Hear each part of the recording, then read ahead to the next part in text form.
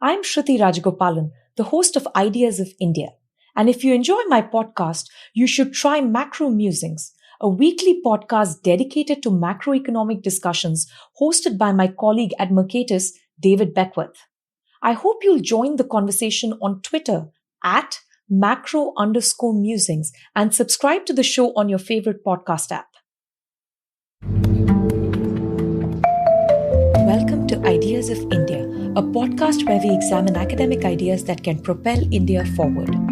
My name is Shruti Rajagopalan, and today my guest is Shrayana Bhattacharya, a development economist working on labor policy and social protection policy. And we talked about her book, Desperately Seeking Shahrukh, India's Lonely Young Women and the Search for Intimacy and Independence. We talk about the entanglement of love, labor, and longing of women in post-liberalized India. The structural transformation in the economy that has left women behind. About Delhi dinner parties, and of course, Shah Rukh Khan and his movies.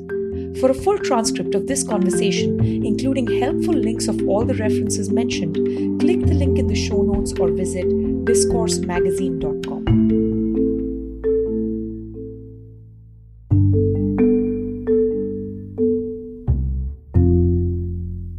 Hi Shrayana, this is a very long due conversation. Welcome to the show. I am so thrilled that you're here. Shruti, I think we have waited 2 decades to have this conversation. I'm so thrilled to be here and to be talking to you. And you've played a very special role, I think, at least in my life. I've known you a very long time. And so I'm really happy to be here talking to you about the book. Thanks for inviting me. You know, before I get into the book, maybe 8 or 9 months ago, when you announced the title of the book on social media and you were kind of putting out the cover and things like that, I remembered an event from many, many, many years ago. This is sort of a small Delhi dinner party, which we will get to in a bit, you know, the nature of small Delhi dinner parties. But it wasn't one of those. It was a small thing that one of our common friends had arranged to say goodbye to me before I left India to, you know, go on to do my master's and PhD. And you had come back to town, you know, just a couple of days before that from fieldwork in Jharkhand and Bihar and, you know, thereabouts. I don't remember the exact project, but you were sharing the stories of these women. And because the housekeeper who used to work in our home that time was from this region and you knew her really well. Yeah. Her name is Nimi. And you were telling me that, you know, you met many, many people like Nimi and, you know, they also love Shah Rukh and you were, you know, how did you break the ice with them? And they all love Hindi movies and, you know, they love watching TV ads and this is, you know, like this post-liberalization miracle. So you were telling us all these stories and I remember this as if it were yesterday, but this was in September 2007. You said, one day if I ever write a book about this, I'm going to call it Desperately Seeking Shah Rukh. Yes. And then cut to, you know, 2021 or 20, whatever year we're in. I don't even know that. 2022, yes. I see. Now we're in 2020. But like 6 or 7 months ago, I see this post and I'm like, holy crap, that really turned out to be the name of the book. Yes. And now I'm holding it in my hands. But I thought we'll start with this story because one of the reasons for our friendship, among many other things, most people think it's nerding out over economics, but it's also Shah Rukh somewhere at the back. Yeah, and our joint frustration with a certain kind of male who is never Shah Rukh. And you and I have had too many conversations, I think, when we were in college, complaining and moaning. But you know, Shruti, one thing I will say is that I think I had the title before I even had the book in my mind. You're right. I mean, that's what you were saying. I think around that time, it was between 2006 to 2007 that the idea, these conversations were happening, the idea was germinating. I was certainly trying to put together diligent notes and just set up the framework to follow up on some people's lives. But I knew that I wanted to call the book Desperately Seeking Shah Rukh. If there's one thing, the book has changed so much in its form, what it was supposed to be, what it became. If somebody had said to me that I would spend 15 years or, you know, more than a decade following a set of women, I would have said, get out of here, that's impossible. But I did. I never thought I would do it. But throughout, the one thing that has never changed is it was always going to be called Desperately Seeking Shah Rukh. And yeah, it's now reality. And now when people look at the title, of course, I think some people get confused because then they think, well, is it fan fiction? I remember someone, I've recently joined Twitter, and I'm only going to be I'm going to be very somewhat utilitarian in the way I will use Twitter, which is I'm only on while the book is sort of in a certain set of, it's in a phase. And then I am quite reticent, as you know, I think on social media, certainly. But I joined Twitter around the time, in fact, 8 months ago in March 2021, when we were going to announce the book. And I remember when the first article, it was an excerpt or something from the book, came out, I saw some gentleman who had actually sent me a message saying, oh, this was such a relief because I thought this would be fan fiction, for Shah Rukh Khan. And I said, no, I do write fan fiction for Shah Rukh Khan, but that is for me. That's completely private. I'm not sharing that ever. But yeah, the title has always been, it was a combination, obviously, of Desperately Seeking Susan, and also the fact that there are actually small pocketbooks, like there's a Desperately Seeking Bowie and there's a Desperately Seeking, which you can find in museums, I think, across the world. I think the more I heard the stories, honestly, Shruti, the fact that all the women in the book, and myself included, and there's an entire generation of women who is seeking, well, one, a masculine ideal that doesn't exist. So there is a desperation in that. Freedom, which is also a desperate struggle for freedom, a desperate struggle for money, a desperate struggle to just have a space of your own. And so I think that idea of desperately seeking Shah Rukh, I realized Shah Rukh in the book, in that title, is a metaphor for markets, money, freedom. And each time I had a conversation with someone for the book, the charge that title had just grew in my mind and in my heart as well. In fact, the one thing that was never edited and never negotiated was that title. And you're right, it was around that time, 2006, 2007, when we all knew each other, that idea came to be. The thing I really love is the book at the core of it. This is a book about big questions of structural transformation, the way I think about it as an economist. And I think what you've kind of zeroed in on is the love and longing in labor. Yes. Right? So structural transformation is fundamentally a question about how people spend their time. Right? Whether it's a labor-leisure trade-off or a labor-income trade-off. And women historically, because of female seclusion, because of, caste and sexual purity, and I mean, every single one of these arguments, it's all in the book, have had their lives kind of minimized in a way where their labor, love, and longing is all wrapped into one individual or one family. And one of the things that's happened, post 1990, which is also the structural transformation taking place in India and also the rise of Shah Rukh, is that women's lives, at least the promise was that it won't be so circumscribed, right? And that now our love, our labor, and our longing can pursue different avenues. They don't have to all zero in on the man. Yes. And that's sort of how I see the book. Is this overreaching? No, I had a very simple task, and actually it's simple, but I realize it's very difficult to do, which is, I knew as a social science student, as someone who had studied economics, has studied gender, has studied bits of anthropology, and you know me, I've been very confused about, am I an economist? Do I want to study anthropology, sociology? What do I want to do? I've always never really had a disciplinary home per se.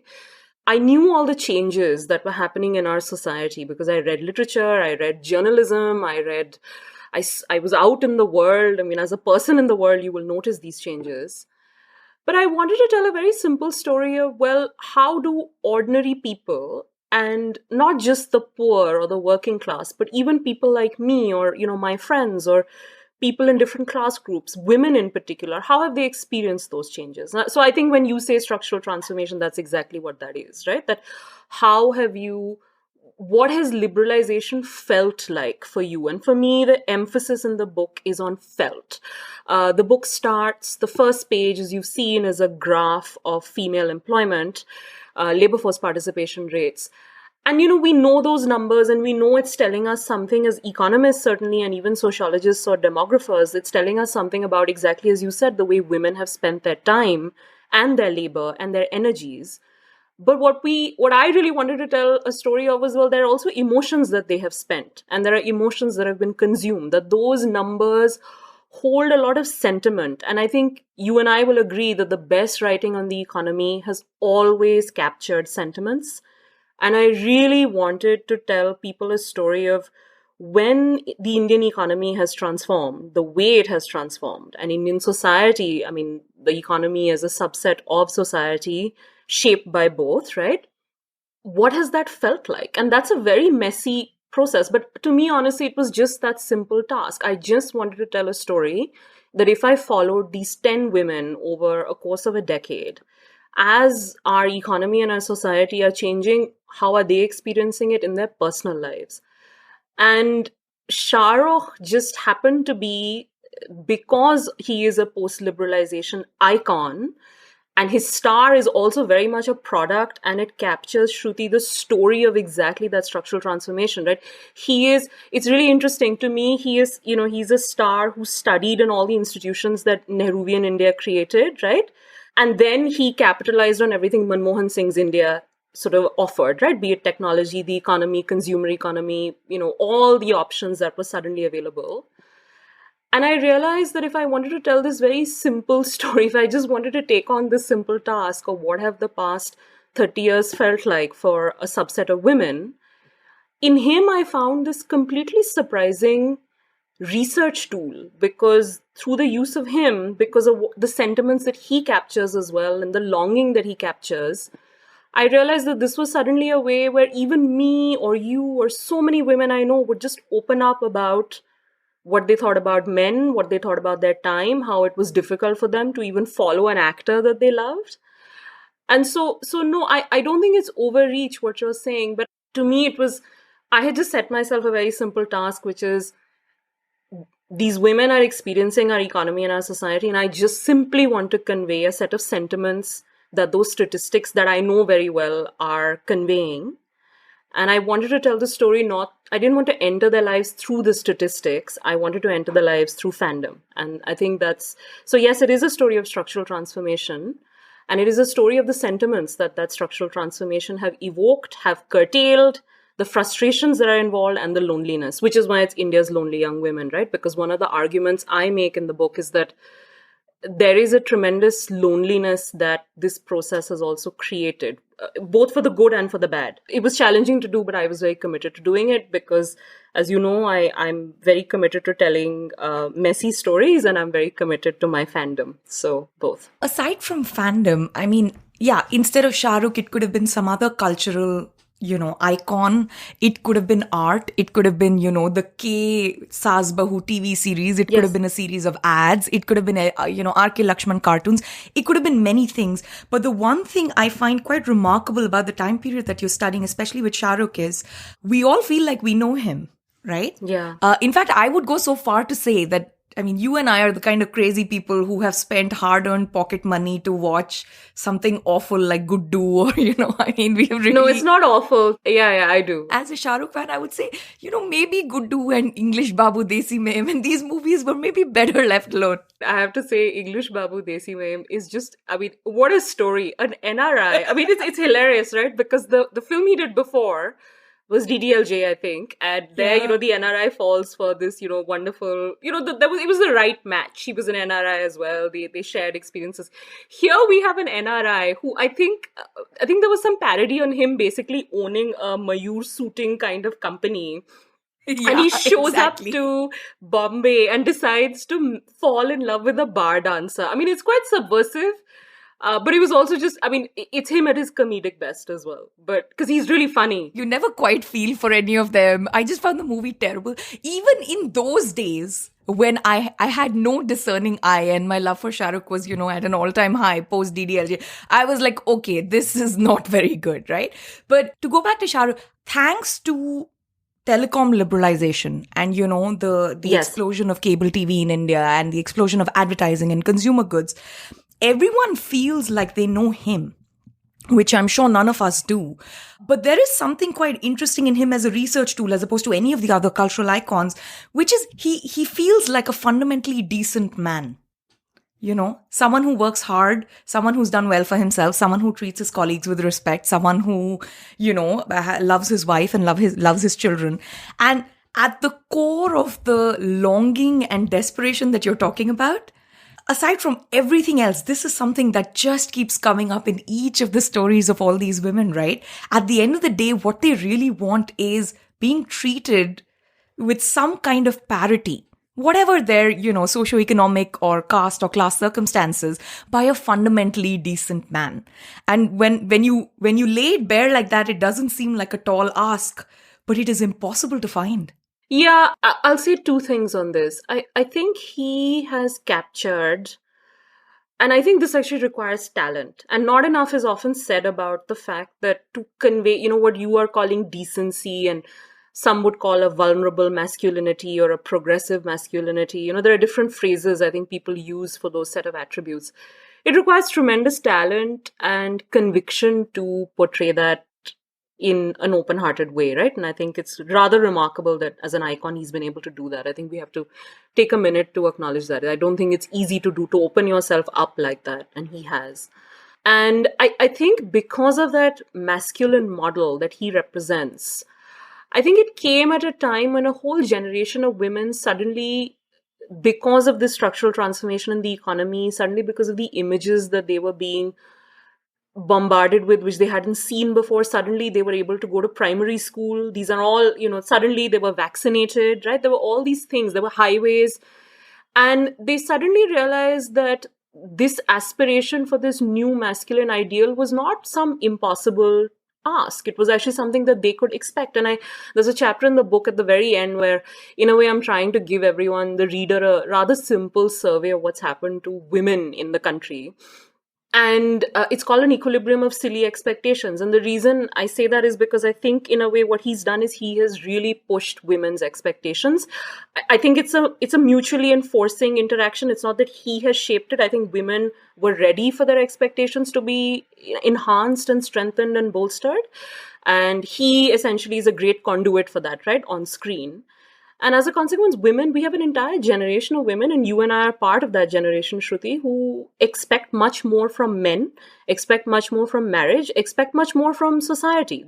Our expectations are significantly higher. We will not, the language of settling and adjusting, we will call it settling and adjusting. And so many of the women in the book would say to me, across class, they've said to me, my standards are as high as Shah Rukh. And what are they saying when they're saying that? I mean, they're saying that I'm not going to sacrifice my romantic expectations and agency. And that's quite remarkable given we are still in a country where arranged marriage and a kind of arranged marriage tends to dominate the market. So I think part of the story there is expectations. So I think that, he, in a way, is a metaphor for this boom, I think, in women's expectations. I really believe this across class groups.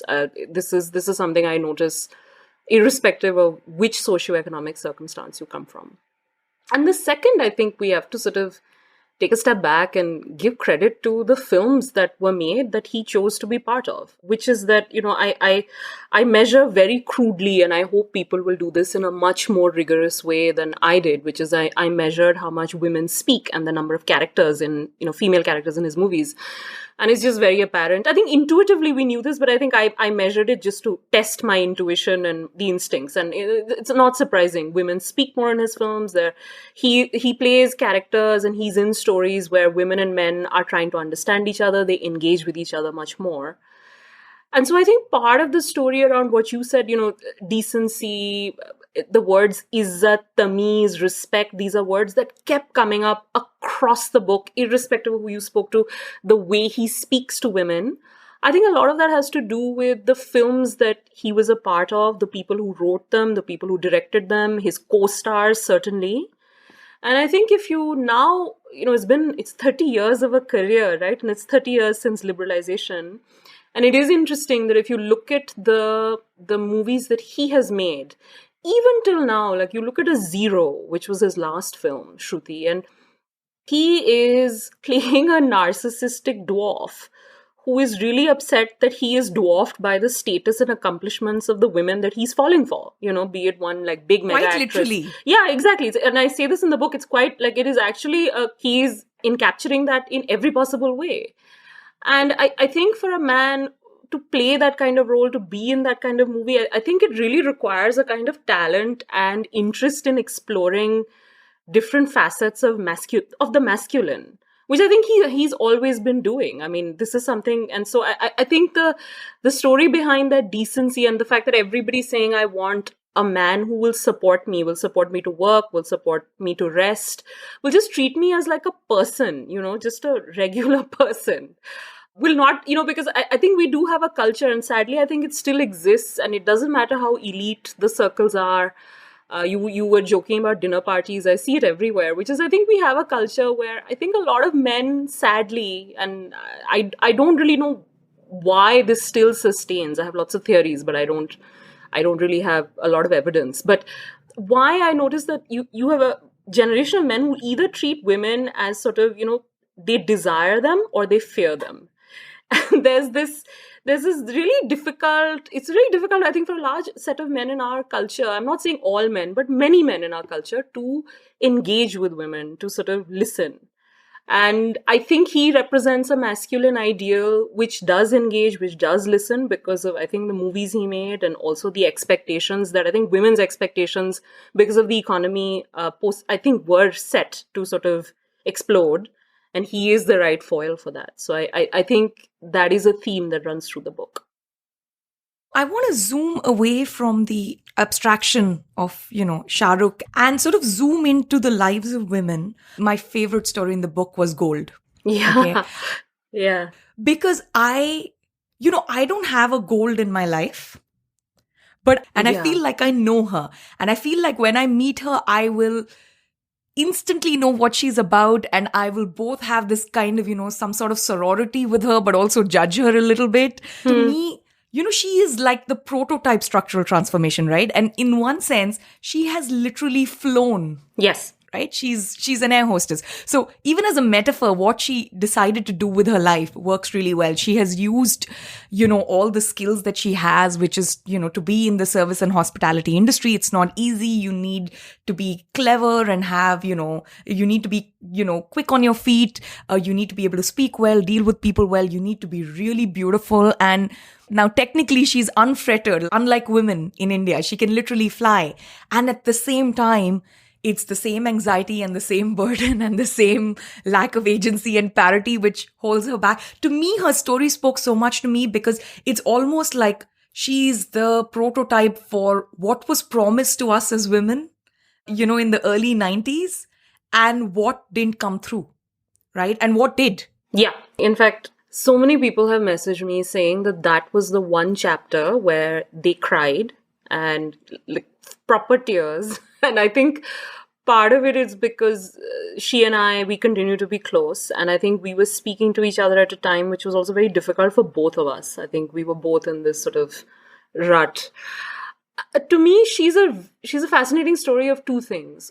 One is actually the jobs that were offered to her. You're absolutely right. They came because of that structural transformation. Aviation changed. The codes and rules around aviation changed. Suddenly you had all these private airlines. Suddenly all these jobs got created, right? And these jobs, and I get into details in the book, these jobs needed then people to come in who would be migrants moving in from other parts and would be mobile populations and mobile workers. And what's fascinating to me is if you look at the history of women in aviation, while India does have actually the largest share of pilots in the world, and we're so proud of that statistic, and we should be, it is quite remarkable. But at the same time, if you look at the history of women who've been cabin crew and the legal history of, just being able to, gain some weight, have a child, be over 35 and have a job, I mean, the sector that she works in, which is it is one of the most heavily female sectors in terms of jobs, but it also is so instructive in teaching us how much struggle women continue to have to make for basic freedoms, like going over 35 and having a job. That was actually something that they had to fight for. And so I think she's working in that environment, and she comes into the sector in the sort of mid 2000s where things are changing. She works for an airline, which is an excellent recruiter. And you're absolutely right. I say in the book, and she's very proud about this, and she is very proud about this, which is that she was the first person in her family to fly.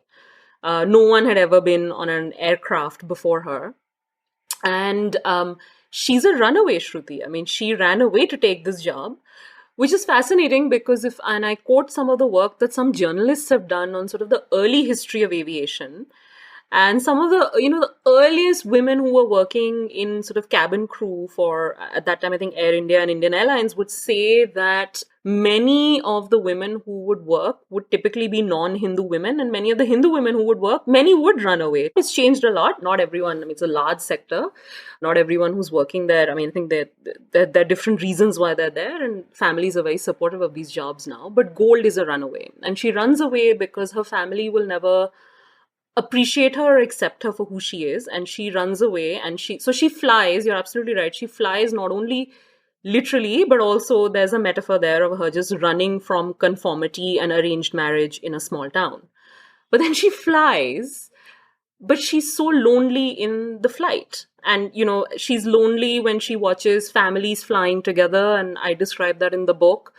She's lonely when she explores a relationship with a Frenchman. I've met this group that she was interacting with, and it's just fascinating to me the way she would observe and report some of these, the expat community in Delhi of a certain time. And Jangpura extension, I think at a point of time was Paris extension, if I'm not mistaken. There were so many French people who were living there. I think that's changed now. And it was interesting to hear her observations on these communities. And so she then tries to explore love in an environment which her family couldn't even have imagined. I mean, this is, a set of people from countries whose language she doesn't speak. And yet it's actually the fact that she's lonely even in those adventures, but she's still having them. And I think she says, and I'm not going to give it away for the reader should read to see whether she has a happy ending. Yeah. But it is amazing to me. She would always say to me that I left my family because I thought I didn't want to marry who my parents chose.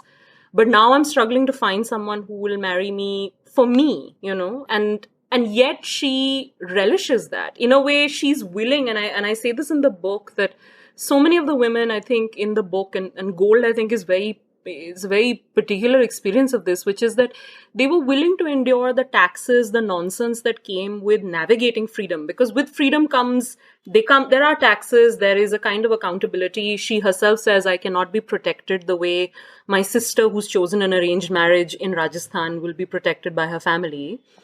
She is on her own. She loves being on her own, but there are pitfalls to that as well. But she's willing to endure, be it abortions, be it terrible boyfriends, be it extremely abusive relationships in some cases, but she is willing to put up with that because that is the price for freedom for her. And that is a freedom that has come about because of her job, because she was able to leave. And so I think, one of the things I was very keen in the book, Shruti, and I'll close on this, is that I think when we talk about the labor market, often we don't realize how much the labor market is tied up also with all these feelings of loneliness, love, sexual rejection. And I think one of the things that I thought that chapter really brought through for me as I sat back and just listened to everything she'd said to me over a very long period of time, I realized her case is one of those where, you realize that while the job opens up and there's freedom, she's still constantly struggling to be free in an odd way. And I think it's a really beautiful story of how a young person who negotiates a completely different equilibrium for herself, not at all one that her family would have ever imagined for her. And I think that is actually the promise that was made to us. She's able to make something of that promise, but I think it leaves a lot to be desired. And I think her story is one of that. And it also, you start that chapter talking about the incredible inequality, both in, legal structure norms, how men and women have been hired in the aviation industry, cabin crew, and only pilots in some sense have some kind of parity, right? Because they're judged by very objective measures of how many hours they fly and, the levels at which they fly and things like that. Now, the other reason I think that Gold's story spoke so much, or at least touched me in such a specific way is if she had been a man, she would have been celebrated. Yes. Right? Of course. So if it had been Gold's brother who had run away from home, or, just decided to kind of have a little squabble with the family and say, I'm not going to join the family profession, right? Yeah. I'm going to go away and I'm going to take this big job and it's going to pay me really well.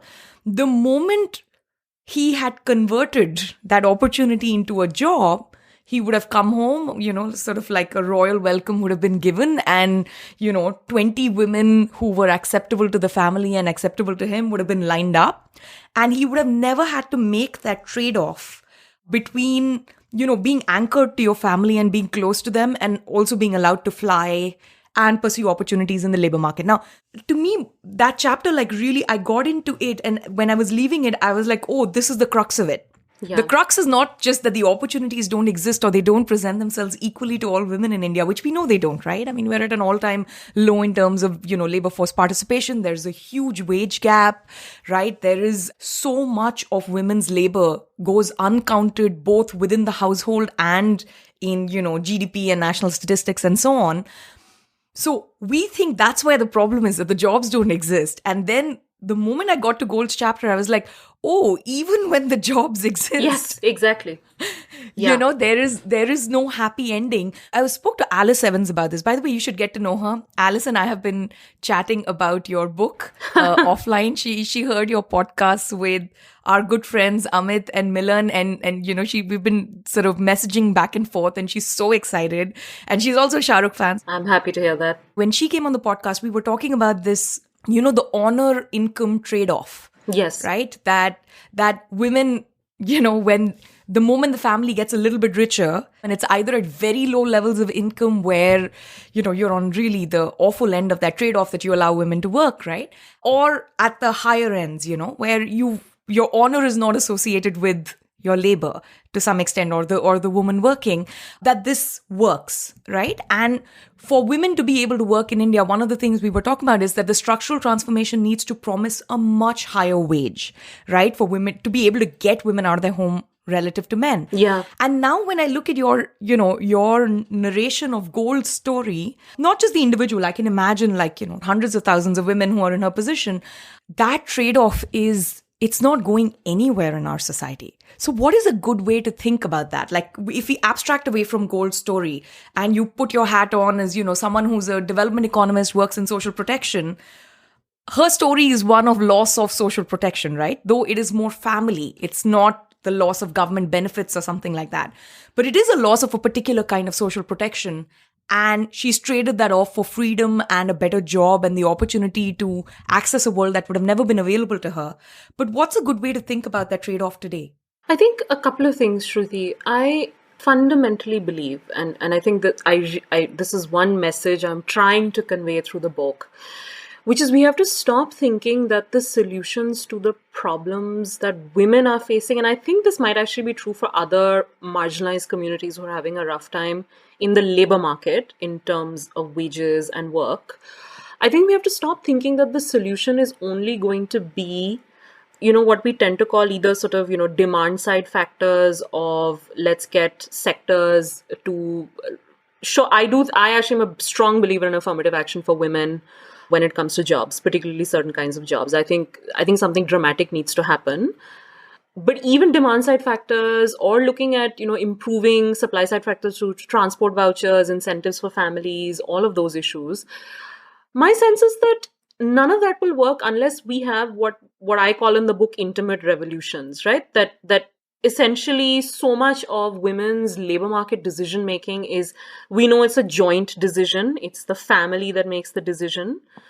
And what I'm learning is, I think at extremely high wage levels, sure, the individual becomes relevant and then the individual decides to deviate and fight the joint structure of that decision. I think there's recently work out as well that seems to suggest this. I forget the name of the scholar. My sense is that only works for a very small pool of people. And I'm almost thinking of, bankers or a certain kind of wage level, which is remarkably high.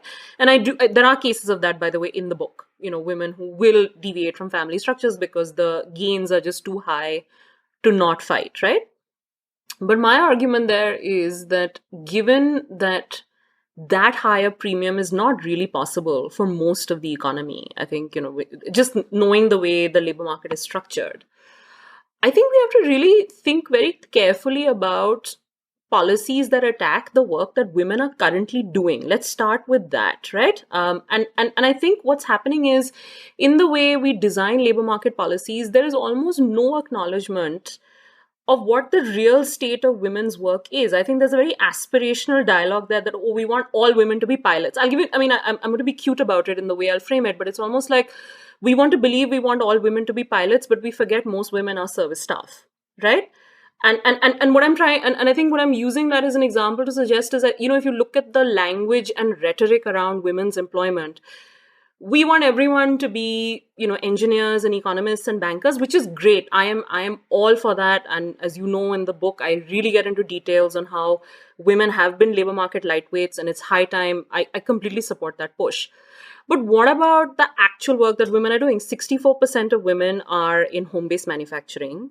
There is no program right now, Shruti, none, that actually acknowledges their wage rates. There is no regulation on their wage rates. The garment sector, which is home-based, or the tobacco sector, which is home-based work, in a few states there are regulations, but they're barely implemented. It's all sort of lip service and really not credible. I think it's high time our employment policies for women acknowledge the home as a workplace. While all the other programs are going on, I'm not saying, please, the skills programs, the demand side initiatives, all of that is extremely welcome. Affirmative action is extremely welcome. But I do think we have to acknowledge where women are currently working. Domestic work, India has yet to ratify any ILO conventions on regulating domestic workers. I am not saying that then these are the jobs that women should always be in. Absolutely not. But if you don't pay them enough in the current jobs, and if their well-being in their current jobs is not strong, how then will they intergenerationally pass on to the next generation of girls the desire to want to do more? And one of the stories I think you see in the book is when women earn and they're earning and feeling very stable, the next generation of young women and even young men start to take up more risk in their job choices and their career choices because they aspire for more. And so if we believe in this intergenerational transmission of aspiration and ambition, which my sense is does exist, it's true for us, Shruti, as well. It's true for anyone, right? Look at our mothers. Exactly. The reason we are different is also because our parents then were they were far more economically stable than even the generation before us, right? And so I think the first thing that really needs to happen is we have to acknowledge the home as a workplace, regulate domestic work, acknowledge the realities of women's work, as opposed to being in this aspirational trap where we want everyone to be pilots, but we forget that most women are in the handloom sector, and we don't talk enough about where women's work currently is. So that's one. I think the second is that if we start to believe that even with the best technocratic innovations and the best jobs, women have to constantly fight and negotiate around care work and with families. Because I have this line in the book, men earn money and women earn love. That's sort of the structure right now of our economy. That is actually the unsaid structure of our economy. And if women feel that they want to pursue professional ambitions, often they feel that they're forsaking love. And I think the stories in the book are sort of are examples of that. How do we make sure that families don't tax their women for pursuing professional ambitions?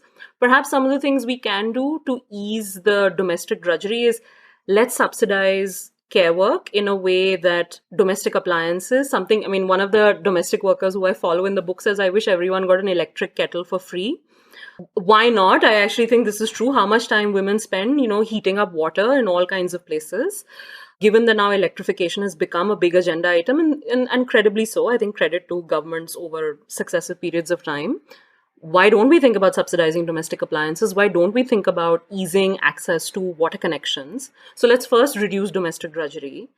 And then simultaneously, I think there need to be investments in peer-to-peer networks. What we know from studies and RCTs as well is that when you have these peer networks, women's ability to convince the family, for example, that I want to go for a job, right? Demonstration effects. These are very important. When women take on jobs as large groups, families feel more comfortable. There are examples of that in the book. Seva is a great example. The reason why, that union works so well is because it's a large group of women. They come together and then they fight for their wages and their rights. And so I think far more investment in creating these collectives, be it through the self-help group movement, be it through cadres, be it through peer-to-peer networks. And there are different ways you can try and do this. I think that's really helpful. So while the technocratic realm of supply demand side solutions, I'm all for those, and let's test them, coordinate them better, invest in them credibly. We should remember only 0.69% of GDP is spent on what we would call women oriented programs. So spending still remains extremely low. But I think along with that, we have to actually start one by acknowledging the current realities of women's work, regulate and improve those sectors and the working conditions in those sectors. I don't see that currently happening. And the second thing we need to do is think about creating more peer-to-peer networks and collectives and reducing domestic drudgery. So I actually think first you start to attack the conditions that exist. And then the opportunities that start to come, you release some of the trade-offs and become a bit smoother and a bit easier, as opposed to the way they are currently stacked up, where it's completely stacked up against women. No matter the best programs, the take-up rates will remain low if collecting water is difficult, if you're barely paying people for accessing transport to reach opportunities, and they don't feel supported and loved. There's also, I would add a third thing, which is we've historically inherited some policies which disadvantage women. Yeah. So, I'm going a little bit back in time, but do you remember India used to have this reservation policy of small scale industries? Yeah. Right? It would have like a list of certain types of industry which only belong to the small scale and cannot be pursued by any other kind of entrepreneur.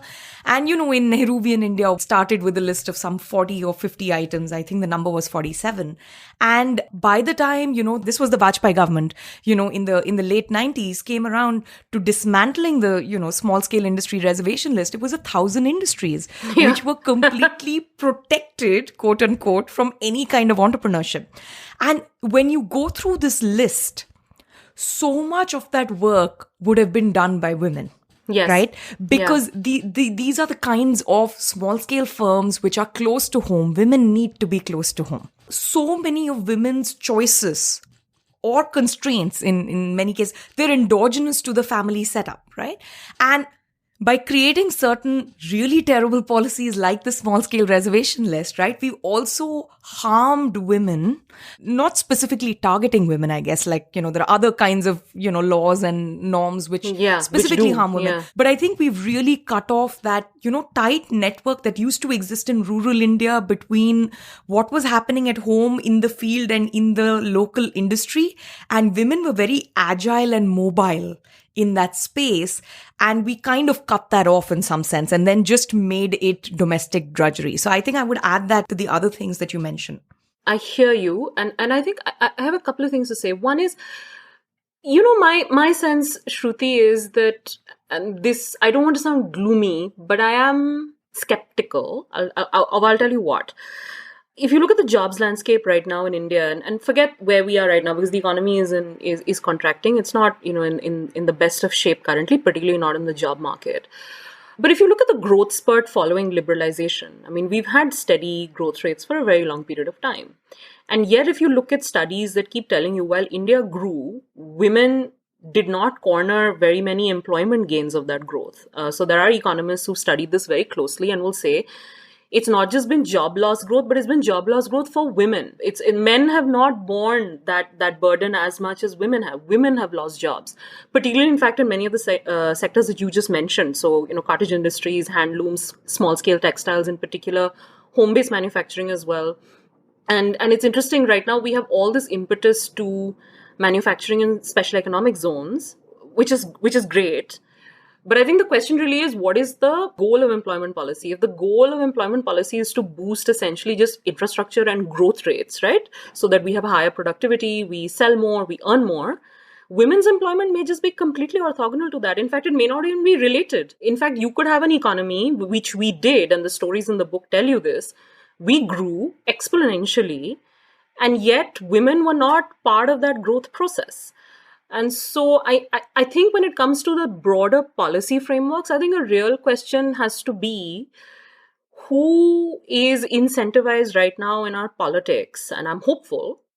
Who is incentivized to say, more than growth, it's the structure of employment, and I care about scheduled castes, scheduled tribes, women, people who have been left out of the labor market, their employment is a policy priority. Because you could have a policy priority which is growth, which is fine, and yet you would not need to make accommodations for groups that are essentially being left out of that process. And I think this is somewhat tangential, but I think you'll see the link. I remember I was once at a seminar, or it was a conference, where they were discussing a book which was essentially written by, I think, some extremely esteemed economic bureaucrat, I think from sort of the IS, who'd sort of been part of the Ministry of Finance during a very critical time of liberalization. And I think he'd edited a volume on liberalization, sort of the process of liberalization. And it was an all-male panel that was discussing liberalization. And the wonderful and brilliant Professor Pratap Bhanu Mehta was on that panel. And he said, I remember, and I quote this, I think, in the book, he actually said that, well, the fact that we have first an all-male panel, because he was talking about the social underpinnings of liberalization and exactly this question, who has lost out, or not lost out, but who has been left out, right? And because liberalization in a way has helped some people so much that you've been left out. You can see it, right? The gap is very visible. And I think this goes back to the story on expectations. And, he was talking about the social underpinnings of this growth process. And I think that this is the real question, which is that when we talk about the next phase of growth that the country will aspire for, is it a policy goal to actually push women's employment? Right now, I'm not sure. I hear a lot about protecting women. I don't hear enough about attending to their needs, like the attention that women seek. And I think I mentioned this in the book. And so I'm not gloomy, but I'm a bit skeptical. And I think I agree, I think when it comes to sort of broad-based policy reforms, I mean, look at, the ability of women to work at night, transport facilities for women. There are so many policy levers that are available to us.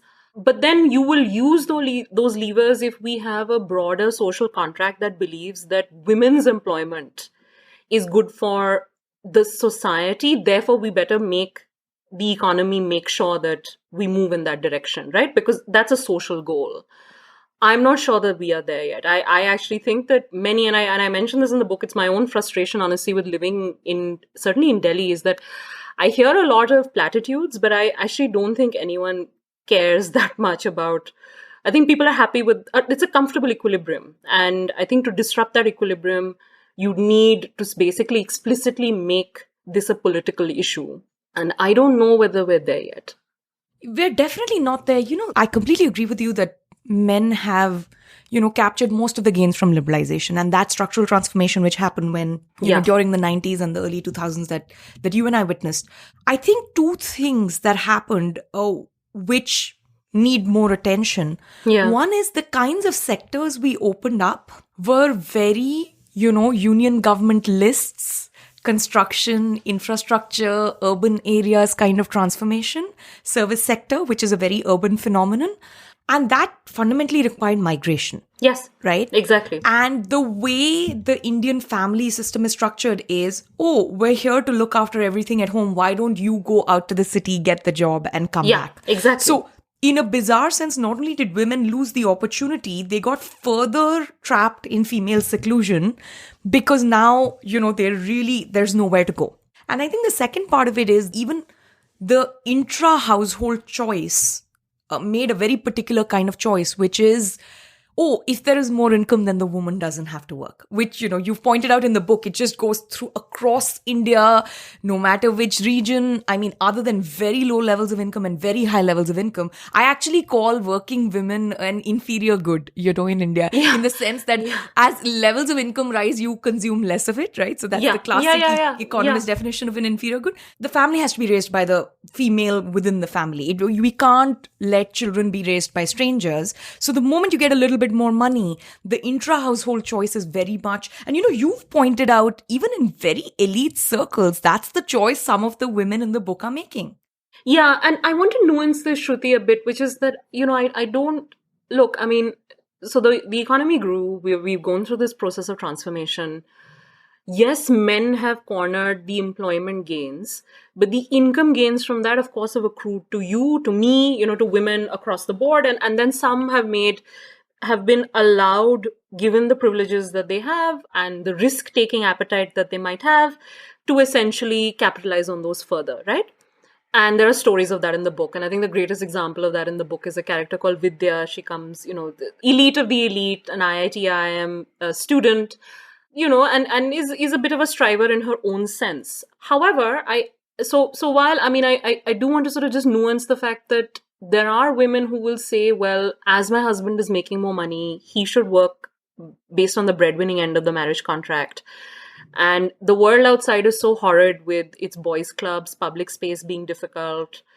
It's a voluntary withdrawal. And it particularly amongst upper middle class, elite women, I followed them. There was several of them I followed for 5 years. And during the 5 to 6 years we knew each other, and I mentioned this in the book, most of them left their jobs. And I used to ask them, everyone said, well, it just happened. It was the most natural. It was like a natural phenomena because of mothering, because of caregiving, various reasons. So I want to nuance, when I say that, yes, of course, employment gains have been cornered by men, but there might be welfare gains that have accrued across the board to men and women, but the channel for women is very different. And I think the book is trying to give you a flavor of that. So, the way our economy has grown, right? Jobs are not equal across the country. Jobs are clustered. They exist in specific cities. Even within cities, they exist in specific regions, right? And I think, and that's not going anywhere. I don't think, you won't be able to change that. I think that is, it's not something that, there's lots of reasons why that's happening, and may even be good in some cases in that's happening. But what hasn't changed though is that in urban areas, hyper-urban areas, like metropolitan cities like Delhi or Bombay, in particular, I'm thinking about Bombay, there is demand for women's housing because many women have said, well, it's worth migrating. Again, they want to sort of take the risk, take the jump. They want to work. They want to pursue these ambitions. And there are cities which have then the market has had to respond to that demand, right? What's interesting to me is that the conversation around female migration, right? Like women's migration. We know women migrate largely for marriage. We know this statistically. But women's migration and pathway for jobs, often the conversations we have are essentially one of harassment and abuse, sadly, because, you listen to the stories coming out of SEZs, certainly journalistic reportage on those. I have an entire chapter on domestic workers who are migrating from Jharkhand to Delhi. And the contractors are withholding wages. There's all kinds of stuff that's going on. And again, this goes back to what I said to you earlier, which is that, while we can have policies to have more pilots, which is great, why don't we think about the current pathways of migration where women are thinking that it's worth migrating to take up these jobs? We want to take up these jobs. I'm thinking of nursing, I'm thinking of domestic work, I'm thinking of garment work. And yet improving, easing, regulating through policy, that work, we don't see that right now, right? Not at scale. I think in some states they're trying to do different things. And again, and I think tied to that in these areas, one of the core interventions is going to be supporting transport and supporting shelter. And law and order. Yeah, of course. And that's a whole separate episode. But just speaking from a perspective of employment and sectoral policies, I feel like those are things that we need to think about. And right now, I don't see that push. And there's a lot that we can do, and it won't be expensive to do. These are not fiscal challenges, honestly. I think it would require very concerted, political effort. And I'm hopeful. I think, as things move, and I also think women as a voting voice, it's gaining strength. And my hope is there. I don't get into politics too much in the book because that honestly didn't come up as much other than when I talk to elite upper middle class women. But my hope is that that this is a large, growing, educated electorate. And my hope is that they will move on those agendas. Some people may say that's a foolish hope given where our polity is at, but that's a broader question. I'll leave it at that. I think, at a very core level, aside from the dreaming, right? And you and I are dreaming of a better future in some sense. We're also economists. We think on the margin, right? I had an excellent conversation a couple of months ago with, this in our job market series with Ashish Sedai. He's at Colorado. His research is on rural electrification and indoor, piped water delivery. Yes, I've seen this. And the gains for women are just staggering, right? Exactly. And it reminds me of that. I don't know if you've seen this incredible video where Hans Rosling opens a washing machine and books come out of the washing machine. And he says, the moment we got the washing machine, I got to read because my mother would read books to me. Yeah. Because she was no longer washing her own, spending hours and hours in the day washing clothes. So this seems to be like this. And you're right. I think on the margin, I am hopeful about small changes which will give you some big gains. There is no clean linear path. Right? This is a process of negotiation. And you and I are at one, point on that. Most of the women are at a completely different point. But, a little bit more, electrification or a cell phone or, an additional Shah Rukh Khan movie at a theater close to home. It's moving you up the curve in negotiating how you're making these choices. So to that extent, it's odd that I'm usually so cynical about these things, but on the margin, I'm a very hopeful person. Shruti, I have to say 15 years and some of these women are women I know, and who knows, maybe 10 years down the line, I'll do something. But I am very hopeful from all the stories that I've heard. And the reason is, I think actually I think you have a macro and a more sort of, I think, formal perspective on that hope. My hope comes from just, the minutiae, what I know of these women's lives, which is that I have a line in the book, which is that, I'm quoting W.H. Auden, which is, as long as the self can say I, the self will rebel, right? And I noticed that this entire set of women I met, they were all just so aware of their own inequalities. I think unlike their mothers, a lot of things that would be taken for granted and accepted, they're not willing to take them for granted and they're not going to accept them anymore.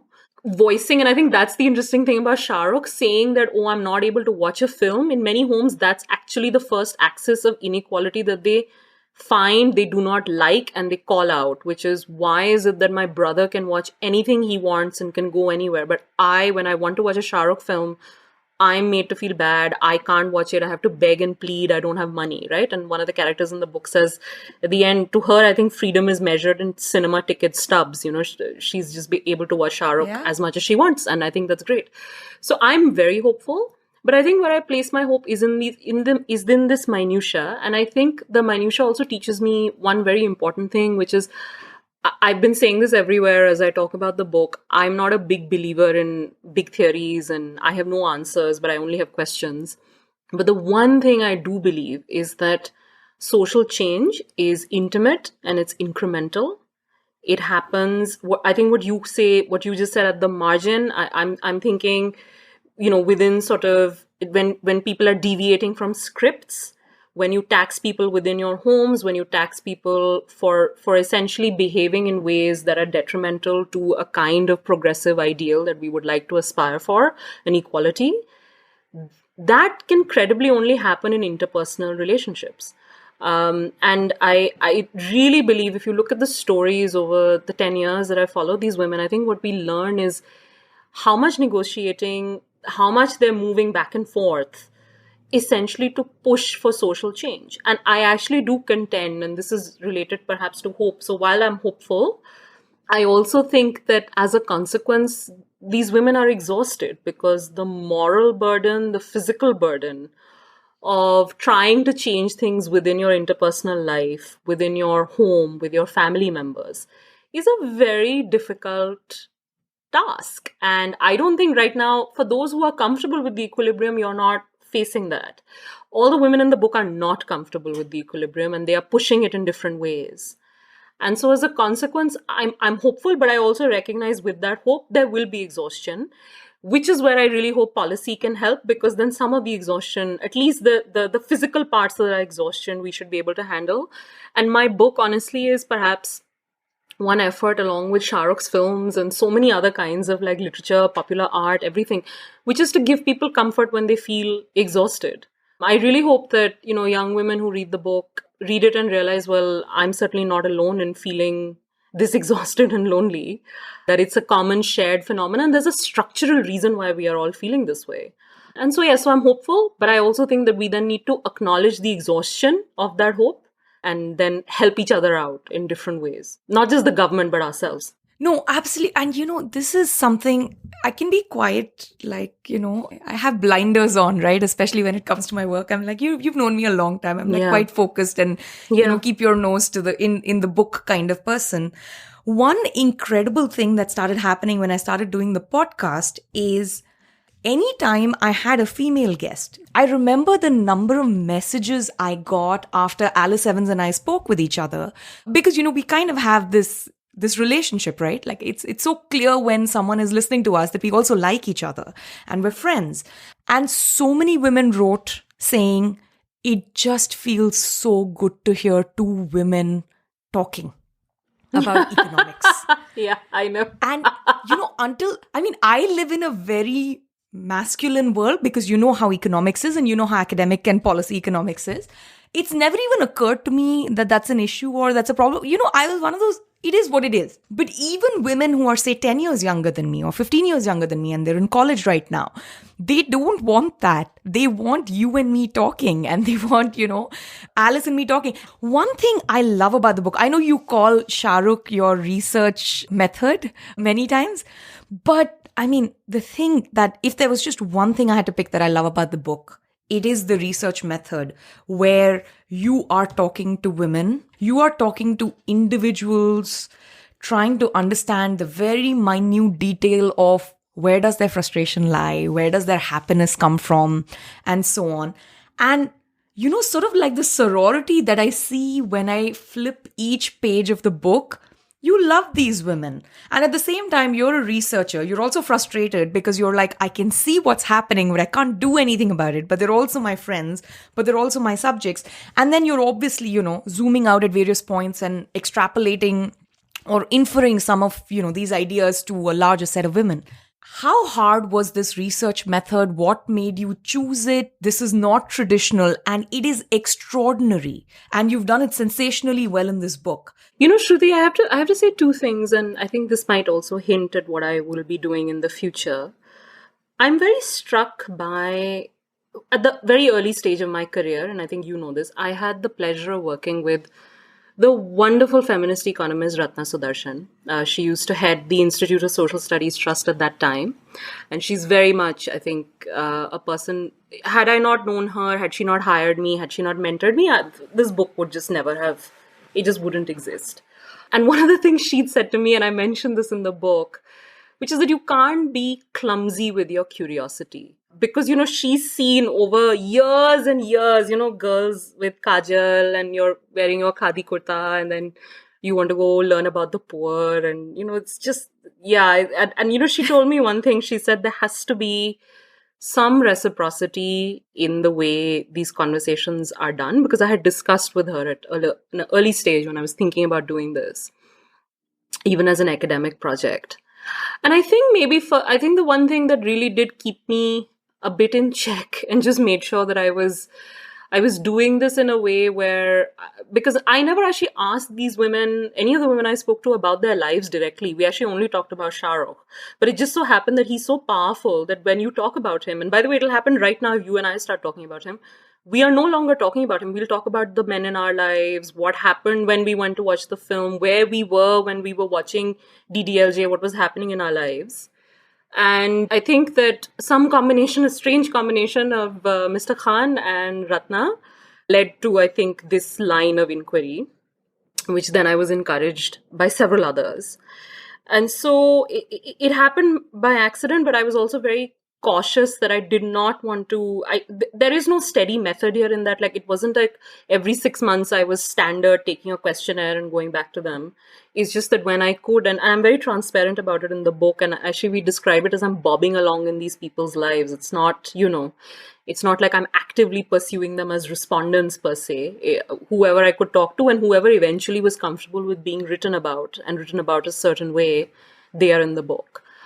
And so I think for me, it was quite remarkable, I think, one, to realize that if you actually, funnily enough, if you take the researcher hat off and you're just present, and I think this is where fun and fandom is very transformative. And I think fun as a prism to enter people's lives. And I'm thinking about what I do next, and I think it will be related to this theme somewhat. I think we live in a society, in a structure where I think certain people, we don't want them to have fun. And then when they do have fun, and when you ask them about the fun that they have, you will learn remarkable things about these people, the way they understand the economy, the way they understand society, the way they understand themselves. And I think it was that, my commitment to just the idea that I wanted to enter the lives through frivolity and fun. And in this case, it's captured by fandom and love for Mr. Khan. As opposed to going and asking direct questions, right? Like that, I think it just never occurred to me. I think that's one thing that I have learned. And I think the other thing I will say about the journey is that it's impossible to do research on women. I think this might be true for most countries, but certainly at least where I was, because they just never had time to answer any questions. They're always called in to deal with work, something, ghar pe kuch ho gaya, something happened at the home, domestic duties. I don't have time right now to see you. There's a woman who, when she comes to meet me, she tells me, I'm pretty certain my husband has sent a detective who's following her everywhere she goes because he's convinced that she will run away. That it's there in the book. So I realized actually to do research and to talk to women in a more, not in an unstructured way perhaps, is very hard. And so, yes, the women I met, they have played a seminal role in my life, and we will continue to know each other for a very long time. But this book, really, Shruti, I have to say, has been an act of generosity, and just generosity from just a group of strangers. And I think they're all hoping at some point the book will reach Mr. Khan. I think all of us will feel I think our experiences will be somewhat strangely validated, or if that happens, but I don't think I think that's not a binding constraint per se. But I think that it's a set of experiences that has really led me to think very hard about fun as a prism to enter any discussion on society. And I think that's probably what I will do, I think, moving forward as well. I think you're also short-selling yourself. I've known you a long time. There is a deep, everyone can't pull this off, right? You're deeply empathetic. You have come home to my home and you have made sure that you speak with me, that you speak with all the men in the house, that you speak with my mom, that you go into the kitchen. And while Nimi, the housekeeper I was telling you about, was making coffee for you, you're standing inside the kitchen and chatting with her while she's making coffee for you. So I feel like I've kind of, this is another lovely thing you've done, right? You've pointed out throughout the book how women's labor, love, life is so deeply entangled that you need to penetrate and actually go into their home, into their life to be able to untangle it. And you've actually managed to do that, right? And you can't do that, like you say, without a certain amount of, without friendship. You can't do it as a researcher observing a subject. So what you've done is actually not doable in the traditional way. Yeah, Probably because the traditional way was designed by men for men to study men. And, there's a whole conversation about that. But I think that's part of it. Yeah. Yeah, I also think there's something, I think this is where I will credit Mr. Khan, I have to, because I think the reason why people were willing to entertain me or talk to me was because everybody wants to talk about him. And they wanted to talk about him with me because I, of course, get very excited and delighted in the way I talk about him. Anyone who actually has in fact, one of the things I'm looking forward to the most after we finish right now I'm doing more technical conversations around the book, but there's going to be a conversation, I think, with fan clubs coming up. And there, I think I will just let loose. My fan. Yes, my fan will arrive. And so, but honestly, Shruti, I really feel, I think some of my favorite writers always say this, which is that, the best projects never feel like projects, right? They just feel like you're living life. So I felt that for me, this was so special because it was just like I was just living life. And then the book happened. What was tough, though, was the writing at the end, which, of course, we all know anyone has to sort of put text together. It's always very difficult. And I'm very grateful to Shruti Devi, who is my agent, but also very much my guide, because she really held my hand through making sure it all came together.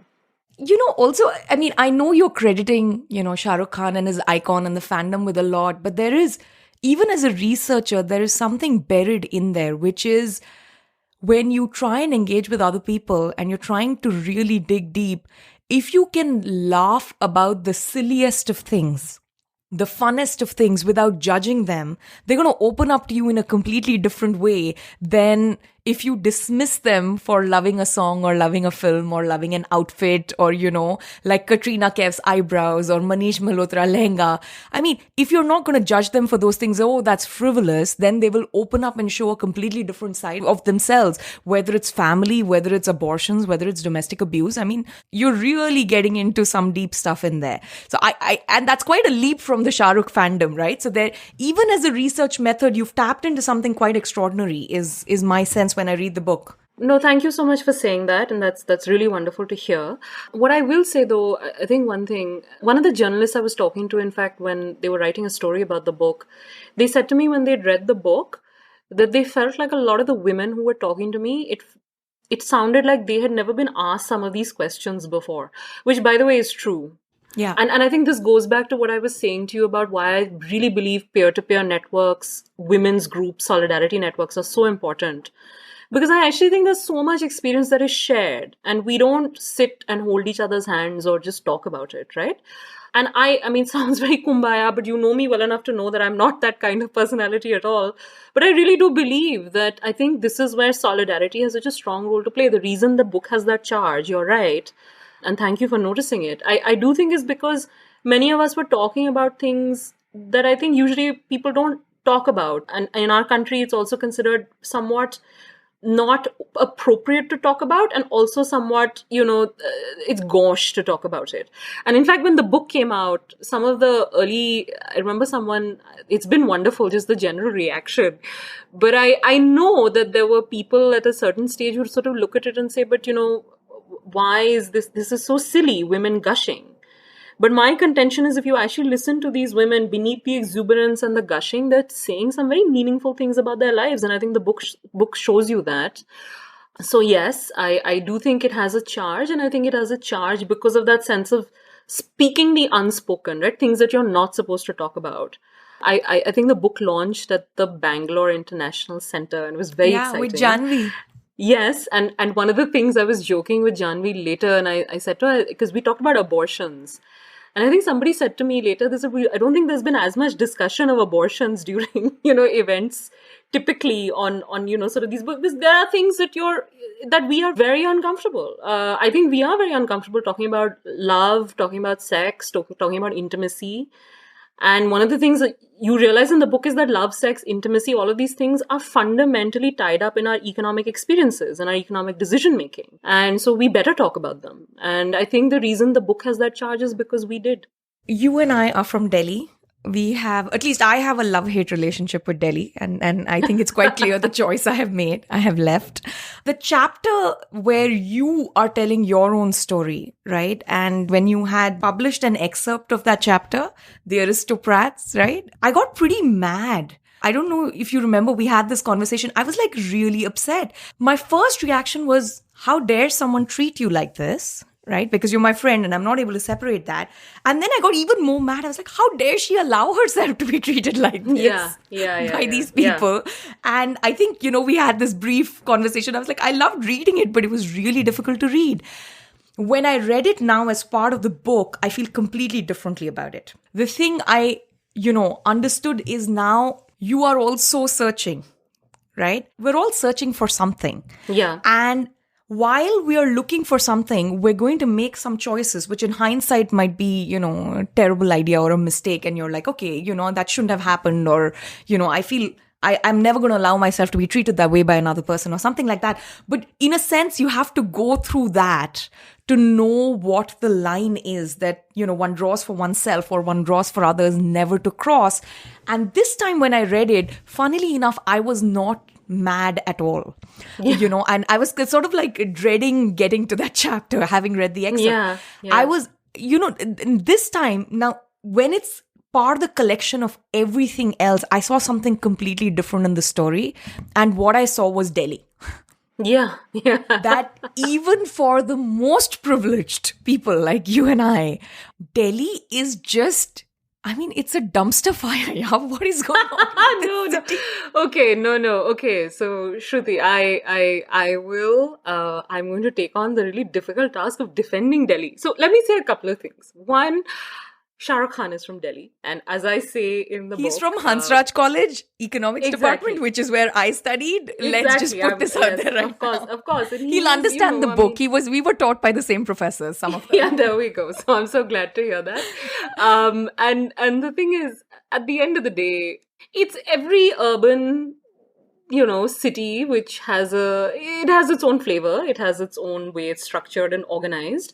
I say about Delhi, it's a city that I have lived in forever, but I never really feel like I truly get it. I think in fact I'm not the only one. I think most Delhiites feel this way. And I think what's peculiar to Delhi, my sense is, and I think the chapter picks up on this along with Vidya's chapter in the book, is that it's a city which is so stratified that, it's a city of 20 million people, Shruti, but it often feels like it's just 20 people. And you keep seeing the same 20 people constantly again and again. And, I say in the book that if New York is a city for, wonderful encounters with strangers, Delhi is the city where you avoid them in drawing rooms. And I do think that... I avoid them everywhere.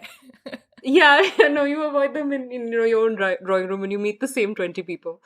But having said that, I think it is also a fascinating city. I mean, I think so much of the structural transformation that you're talking about, I think it's one of the cities that really has witnessed so much of this, so much of, I think the churn, the communities that are settling here, the migration that is happening in the city, the way it's changing, I think as a site for not just power, but as a site for culture. It's just fascinating.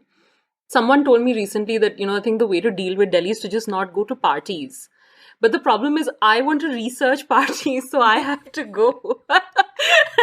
So I'm looking forward to, in fact, I was telling our mutual friend Yamini Lohia this, which is that I'm waiting for this madness with the pandemic to be over because I'm missing that research site. Although now that I've written the book, I don't know if anyone will invite me because I think they'll be worried that I'm sort of sitting and making notes. If I know anything about Delhi, it's going to be the opposite. They're going to invite you because of the book and they're going to hope to make an appearance in the book and that'll be the cachet. No. I made it to Shrayana's book. No. You're being cynical. But having said that, I will say a couple of things, which is that I think the city is, even compared to other cities in India, it is unique also in how it feels very aggressive and uncomfortable for women in large parts, right? Like public space. And I do get into this in the book. And yet it is a city where, very few women do work. I mean, the rate of urban female labor force participation rates is low, but it's still a sizable number because it's a large city. And so I think it's a really important site to study how women are occupying space, how women are occupying jobs. And as for the theatre of network wealth in Delhi, Shruti, I promise that at some point, if I write fiction, I've been saying this now of late, I will do a drawing room theatre of Delhi. But I still haven't fully understood it. There is something very peculiar about it. But I can't imagine studying this kind of churn anywhere else. And let's remember all of us are products of the city. It's good and it's bad. No, and I was born and raised in Delhi, right? So it's almost like a love-hate relationship with my own family. I've been thinking about Delhi a lot and I think I have figured out what makes me personally uncomfortable. Do you remember North, Wallace and Weingast, when they were talking about like these long-run economic growth things? They distinguished between limited access orders and open access orders, right? And limited access orders are, it depends on social relationships and who you know, right? So the society is in a sense organized along interpersonal relationships, privilege, social hierarchy, and, so on. Open access orders are completely different, right? It is impersonal, right? So you know how to trust strangers and trade with strangers, including, rule of law, fairness, property rights, so on. All the usual stuff that you know. All the great economic successes, and I'm talking very long run, have transitioned from, limited access to open access. In a way, transitioned from feudalism to capitalism, as we would have put it in our comparative systems class. And India is transitioning between these two orders, but I think in Delhi, it is most visible. Where I grew up in Delhi. I don't think we ate dinner or lunch anywhere other than IIC. And before I was a teenager, I knew who's an additional secretary and who's a joint secretary and who's secretary, depending on who stood up to receive whom. You know exactly what I'm talking about. You know me well. You can imagine the kind of, deep allergic reaction I have to a world like that. Yeah. And I mean, at various points, there have been choices on, do you navigate that? Do you make it better, or do you exit it? And I think I just ran as far as I could. And what I've observed about the limited access versus open access orders, you are the first person to point out to me in such a visceral sense that it also extends to love. Of course. Right? Absolutely. And it extends to who, there are people you're willing to hang out with at a party. There are people you're willing to date. There are people you're even willing to have, sexual relationships with, but you would never marry them and you would never bring them home, or you'd never introduce them to your, boarding school friends or something like that. So there is this politics going on, which is this transition between like a limited access to an, open access order.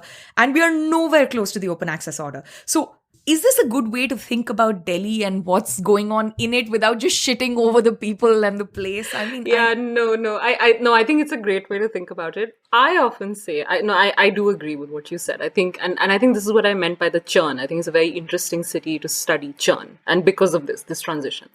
To me, Delhi is, and I often say this to people, it's like being in this combination of a Jane Austen novel and an episode from Mad Men. It's that, right? Because if you look at one of those... And gangs of Wasseypur thrown in the middle when you're, on the Noida toll bridge or something. That's, yeah. But to me, I think the Delhi that you are talking about, because remember that there's also a large part of Delhi which is operating through networks in a very welfare enhancing way. And I'm particularly thinking of, construction workers, retail workers who are moving to Delhi through migrant networks. Domestic work. Exactly. That's where I think networks work very well because people are supporting each other. These are risk insurance mechanisms. I think the networks that you and I are talking about are sort of, more elite circles, which I also think are fading. They are actively under attack. But there I do think it really does feel like Jane Austen meets Mad Men, because I think if you look at those Austen novels, everybody usually knows how much capital and land the people surrounding them comes from. In a Jane Austen novel, everybody knows exactly their wealth point and their asset point. Everybody also usually needs somebody else to introduce the person and vouch for them, like in interpersonal encounters. You can't just meet people. And by the way, this is still true. So many people I met would be scared of using dating apps because it is an unsafe city. You don't know who you're going to meet. There's a lot of vouching for and gatekeeping even in the romantic sphere, right? And there's a lot of chaperoning, like a Jane Austen novel. I'm not sent anywhere without our driver, Naveen. Yeah, exactly. There are people like that. I think that's changing as well. But what I think has changed dramatically, which is where I call in, there's the Mad Men episode, is that there's a lot of casual sex. There are lots of casual encounters. Young people are meeting, mingling. There are very interesting ways. I will explore it further. There are, marriage models and the way people are living their lives, which are quite intriguing, which are not what I think, standard traditional marriage is certainly supposed to be. And I think that unfortunately, and even in those right now, because of the economics of the city, men hold more power because women cannot exit those structures, because being on your own, even for me as a single woman, finding a house in Delhi is very difficult to do. It's tough. And so I think that even the parts of it which are, and that's why I invoke Mad Men, because, there are a lot of the sexual encounters are being had with men holding far more economic privilege. And so we are there. So I think Delhi right now, a certain milieu of Delhi, to me feels like Mad Men meets Jane Austen. And I agree with you that it is this churn and it's this transition. So we're stuck somewhere there, and then we'll see where we go. Hopefully we should go into a Yash Raj film where all of us will break out into dance. Hopefully we should go into Adam Smith. I think this is where I might have imbibed too much of what I read and do for a living into who I am and, how I see the world. Yeah. And for me, the number one lesson from Smith, he was the first, to my knowledge, to point out that the wealth of nations doesn't depend on wealthy people. Yes. Right? The examples that he's giving are the butcher, the brewer, the baker. To Smith, the wealth of nations comes not from rich people. It comes from ordinary people engaging in the market process. And I think that is my deep problem with Delhi. Because of erstwhile colonialism, it's a colonial capital. It was, the head of the planning commission, which is the socialist capital, right? There's been a lack of what, like some of the scholars, my colleagues at George Mason, call analytical egalitarianism, right? So there is a lack of that in the sense that they still think that the wealth of the country comes from the elite, right? That it doesn't come from the golds of the world, right? So it's not Vidya and Manju and Gold who are contributing to the wealth of nations, right? It's all these people who are sitting in planning commission and the additional secretary and the joint secretary. So the more I have become an economist, the worse I feel about Delhi as a city, probably because it's the policy capital. That's a sad correlation. You should put that on a t-shirt, Shruti. The more I've become an economist, the less I like Delhi. It's a great line. But Shruti, I think things have changed significantly. I really do believe this. I think a few things. We saw riots in Delhi, right? Like there was a pogrom in Delhi, and you saw how young people across communities came together. It really didn't matter who you were, what your sort of network wealth was. There was a groundswell of just a street protest. I mean, it was remarkable. And I see this now in different pockets of young people, communities, artists, journalists. I mean, there are people who are really risking so much, irrespective of, what their backgrounds are, to really fight the good fight. And I think, to produce what you would call the wealth of nations, a progressive idea, or holding on to a progressive idea of what India should be and is. So I'm actually very hopeful, having seen all of these scenes in Delhi. I think what you're describing, I also think is a culture that I really, go back to all the Srilal Shukla novels on, on how the structures of old privilege that they are fading. And I do think that there's so much political churn, for a lot of bad, and I don't know how much good, but I'll just leave it at that. And yet, with all of that, I think that there were structures that existed. I don't think we can actually talk about them as being as stable as they used to be in the past. And I actually say this from my own experience. I mean, look at the people who are, producing creative work in our country, be it in Delhi or in Bombay, certainly in Delhi. It's really opened up now. I mean, look at young journalists and the way, who's writing what. I do agree with you that there's a certain kind of capital that operates in Delhi, but I think that capital, it's no longer with the people that I think you and I would think it is with. It's actually changed significantly.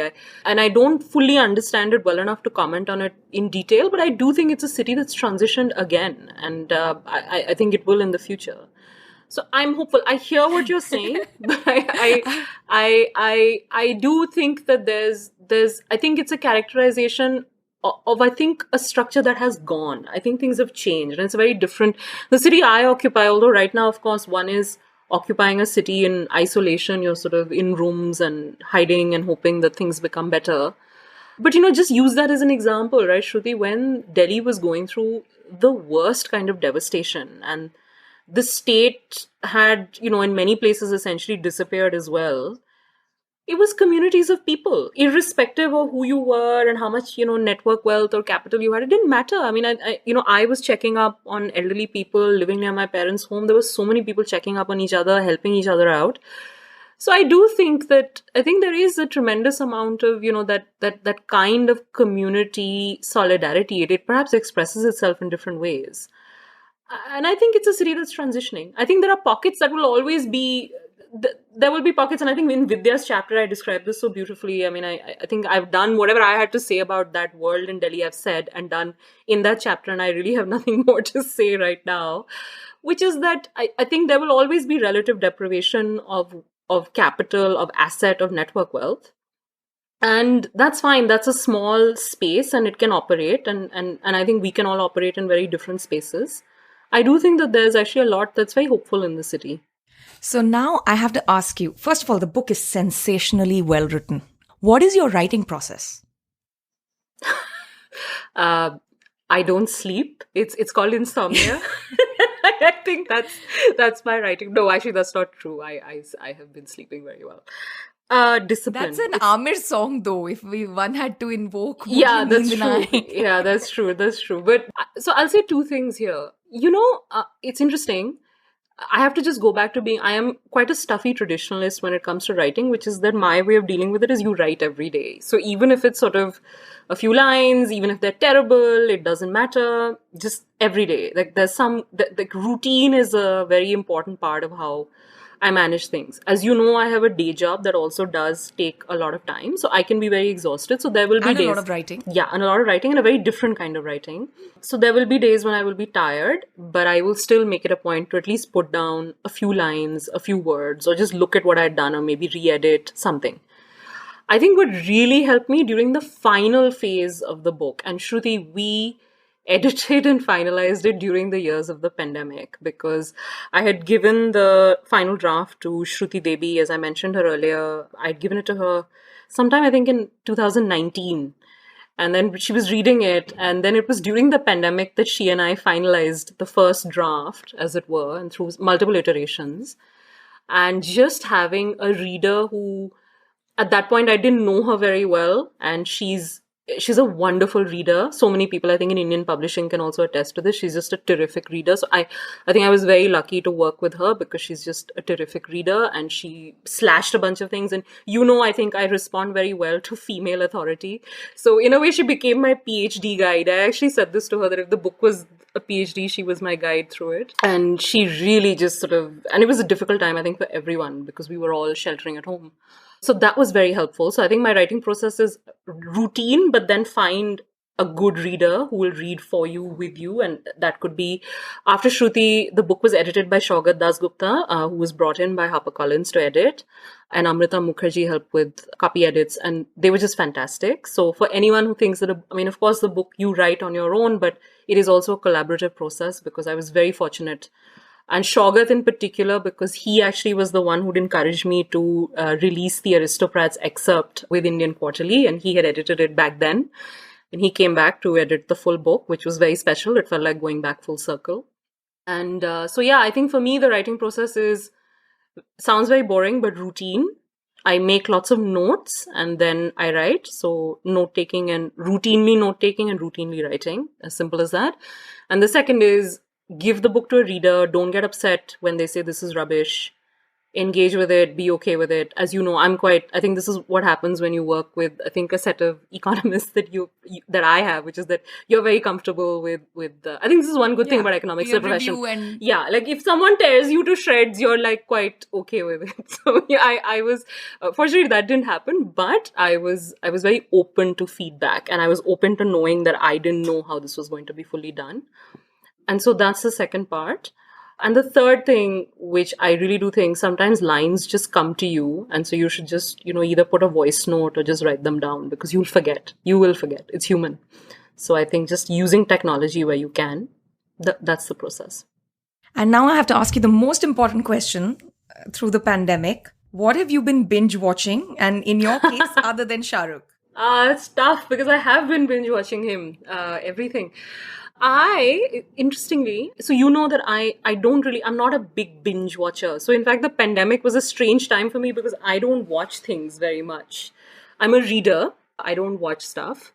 But after the book was finished and into the first year of the pandemic, the book was done. So sort of mid 2021, late 2021 was when I started then feeling like I had some time to watch things. And I have grown obsessed with, strangely, the Mindy Project, which is really interesting. Which was of all things, I just for some reason probably just the first 3 seasons, and then that was it.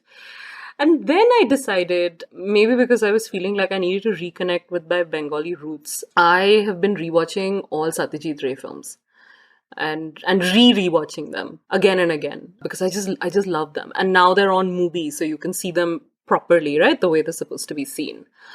And if there's a parallel for this book, it must be Mahanagar. Yeah. No, very much so. I have a poster of Mahanagar in my house, I love that it's a fabulous film. I encourage everyone to watch it.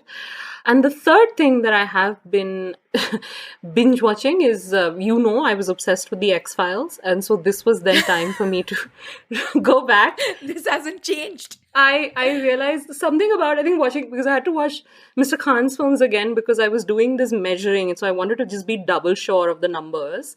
And so I think something about that period of watching all these films when you were young, right? Because I did watch a bunch of films when, we were just teenagers, and which is when I was watching the X-Files. So it really encouraged me to go back and rediscover those roots. So that's broadly been it. But to be honest, Shruti, I'm trying very hard and failing at times, but I'm trying very hard to be a bit regulated about watching and all of that, because I'm a little scared that then I'll just, be completely consumed. And the good thing there is, I think, work has been really busy because the bank has been, we've been part of multiple projects supporting COVID response programs. And so that's been taking up some time. But yeah, that's broadly what I've been doing. It was so good to do this with you. I feel like it has just been such a long time. I look forward to this, Jane Austen in New Delhi, meets Mad Men. Networking culture, meets Mad Men book, and everything else that you are working on right now. And thank you so much for doing this. No, Shruti, look, this has been a conversation. I said in the beginning, 2 decades in the making. And so this was so special for me to just come back. The book is real. And I can't wait to see you in Delhi, and more power to everything you and I know what you're trying to do with the podcast. And thank you so much for inviting me. It's been a thrill. Thanks. Thanks for listening to Ideas of India. If you enjoy this podcast, please help us grow by sharing with like-minded friends. You can connect with me on Twitter at @SRajagopalan.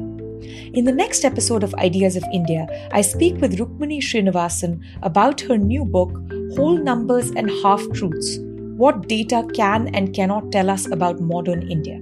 Also check out our new initiative commemorating 30 years of India's market reforms at the 1991project.com.